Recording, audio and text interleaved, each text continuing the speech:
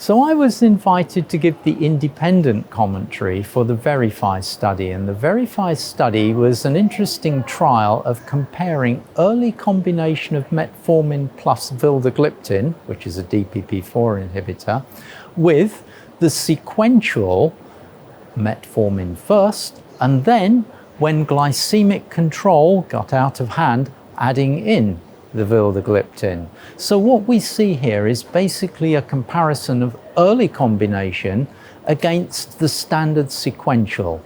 And the first endpoint of that trial was time to failure, and failure was an increase in HbA1c in drug-naive patients over 7% HbA1c.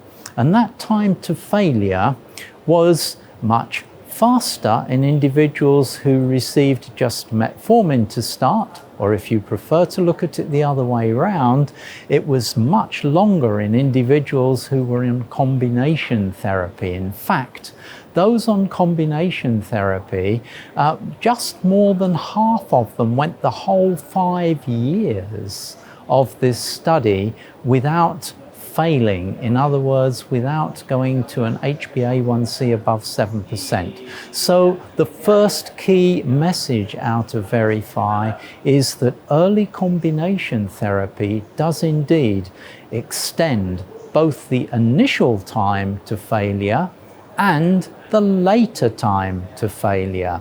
And the later time to failure is the time in this study in which both groups were then on the combination of metformin and vildagliptin, and clearly that early combination had provided some benefit later on, and we call that the legacy effect.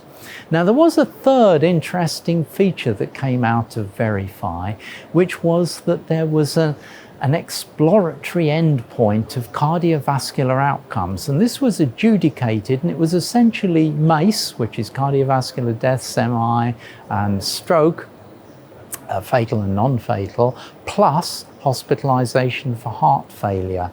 And interestingly, there was a lower rate of cardiovascular events in individuals who had the combination therapy. And this is particularly interesting because there isn't actually at this time a cardiovascular outcome trial with vildagliptin that is the same as the cardiovascular outcome trials with the other DPP-4 inhibitors, or indeed other agents. And those other trials have largely looked at patient groups that have got quite severe cardiovascular risk, or at least they've had prior events, whereas in this group there is comparatively lower risk, and we're still seeing prevention.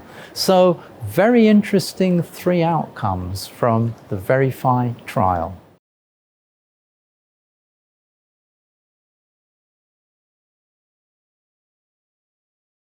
I don't think it's going to change the position of DPP-4 inhibitors in the algorithm for treatment, which is mostly use of these agents as second line with add-on to metformin. But I think it provides the evidence for early combination, and it also provides very good evidence that that early combination can be started even in individuals who have more or less achieved reasonable control with metformin. So don't wait for failure, get in early with combination.